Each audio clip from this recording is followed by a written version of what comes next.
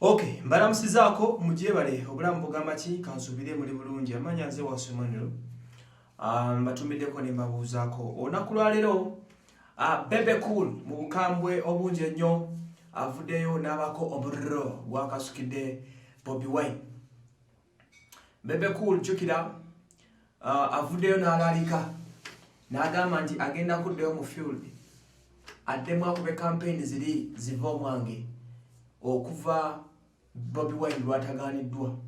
Agamba nti Bobi Wine tafudde ku bulamu bw'Abannayuganda, yeewuunya lwaki Electoral Commission yeeyisa munneeyisa etali fair, nti baabagana okuŋŋaanya abantu okuva luli era abadde amaze wiiki nnamba Bobi Wine yakwatibwa abalina kyakuba campaign zituuza abantu bangi ng'azikubira President Museveni. Naye agamba Bobi Wine agaanye okukkiriza okuteeka wansi ebikola okuŋŋaanya abantu, era agamba nti Electoral Commission egaanye okustopinga Bobi Wine mu kuŋŋaanya abantu. Bebe Cool agambye kino tekiri fair yadde n'akatono, era Bebe Cool agambye Electoral Commission bw'etavaayo okustopinga Bobi Wine ku bintu byakola nga presidential candidate gwe bawa guidelines, addayo luli abadde ng'akuba nju ku nju ng'avudde ku by'okubeera nti akuba campaign ziri ennene ennyongeza Bobi Wine, n'asalawo kube campaign ya ddowa to ddowa Museveni ng'azikuba wiiki nnamba.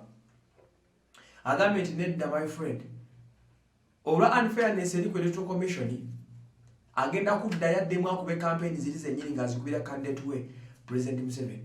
Bobi Wine agezi n'agamba nti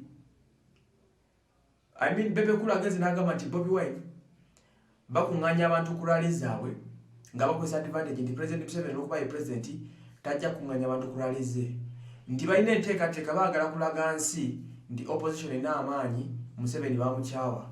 Tutuuke mu kaseera k'okulonda akalulu nga Museveni awangudde bokisi bateekewo kwekalakasa mu ggwanga okugamba nti Museveni yabbye akalulu.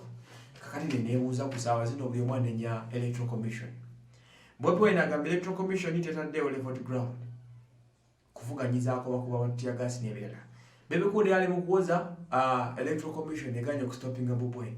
Kati neweebuuza ebintu si byange. Era Bebe agambye nti nga ye Munnayuganda alina right okuŋŋaanya abantu bayagala, era agamba agenda kudda mu field ziddemu zaabika emipiira addemu akuŋŋaanye abantu nga bwe yasooka okukikola wiikisi bbiri ezasooka before Bobi Wine was caught okutwalibwa wali ku kooti eyeeyiganga okukozesebwa ku nsonga z'okuŋŋaanya n'okusiiga COVID-19. Kati ne Bebe Cool mu busungu obungi n'obukambwe agambye nti waakya ŋŋenda mu field, ŋŋenda kulumba Bobi Wine nalo agenda kuddamu ategeke campaign ziri zennyini. So awe tuli politics afuuse politics, campaign zifuuse campaign, buli omu asonga mu munne engalo, buli omu ateekawo olutalo, buli omu ayogera kino, buli omu akasuka omuliro. Kale ne bikusobera. Nze Waso Emmanuel mwebale nnyo okuba nga mutugoberera.